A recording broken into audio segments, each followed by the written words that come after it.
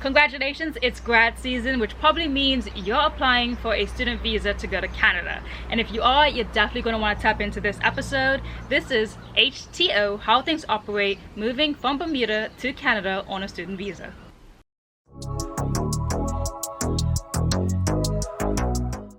So first things first, when you apply for your student visa, you're going to want to apply months in advance, at least 4 months, because it's going to take a while for you to get approval of the application. Your electronic travel authorization is going to come fairly quick, but your biometrics, now that's going to take some time. Luckily, the Bermuda government was able to secure a Canadian consulate to come to the island to actually do the biometrics. So if you want to get that done, you need to go to gov.bm, search biometrics, and find out all the information that you need. There is some advice on there as to how and when, and just so you know for your own knowledge, it will be on June 6th and June 7th here in Bermuda. Now, when you apply for your student visa and you ask for the approval for the biometrics, it should come to you within 24 hours, but you need to get that done within 30 days. Here's more information on it from gov.bm, according to the Minister of Economy and Labor, Jason Hayward.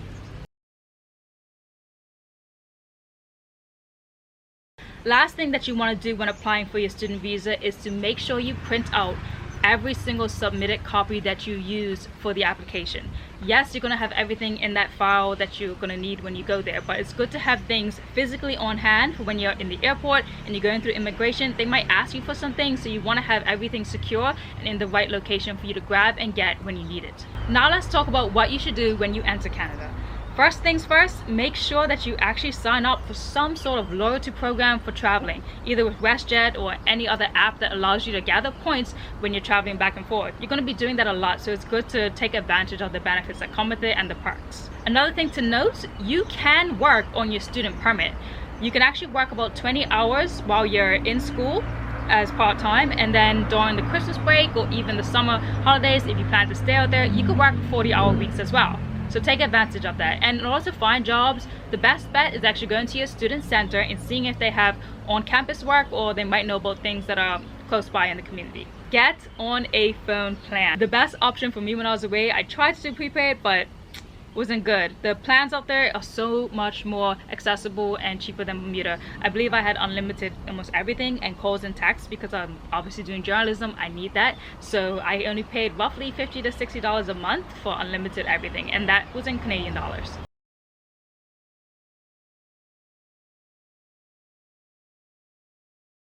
The next thing you want to do is to get familiar with public transportation. If you're in Toronto, download the app called Rocketman. If you're in Halifax, please download the app called Transit. These apps are so vital and so useful for you when you're out there, and your school should be giving you a free bus pass. And the last thing you should be prepared for is a culture shock.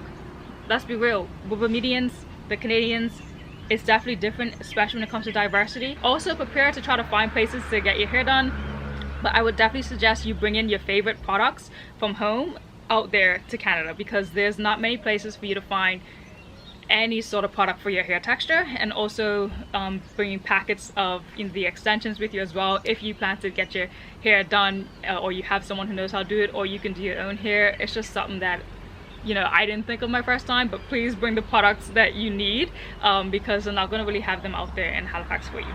The last thing I do want to mention when it comes to culture shock, or even just learning about other cultures, is that they often do acknowledge the land, which means they acknowledge the land that they have taken that they shouldn't have rightfully taken from the Mi'kmaq people.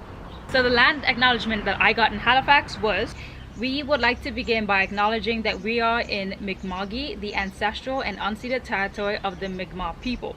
This territory is covered by the treaties of peace and friendship, and so on. That just basically means that you're on land that's not even Canadian land. So that was a big shock for me hearing it the first time. I was kind of wondering, so why are we on land that is not theirs, or taken land, because it was unceded, but we're here using the land. So I would definitely say learn as much as you can about the indigenous culture before you go to Canada. It's going to be at some point in one of your classes, in one of your teachings, in I don't know, something that professor might give to you, hopefully. And it's good to understand the community and what you're walking into as well, and to support it, and just try your best to understand it. So that's it for me on this episode. If you are graduating, congratulations, and if you do plan to go to Canada, good luck. It's going to be quite an experience, and just try to get as much as you can out of the experience. It is a great opportunity to be around nobody, in a sense, to just like kind of find your footing, find who you are, express yourself in a different way that you probably couldn't do here on the island. So really take into that opportunity and enjoy it to the fullest. And lastly, if you have any comments, advice that you could give to any of these students, or questions from the students, drop them in the comments, because I'm sure a lot of people can give really good advice or have more questions that they need to know about entering Canada on a student visa. Congratulations again to all the grads, and good luck.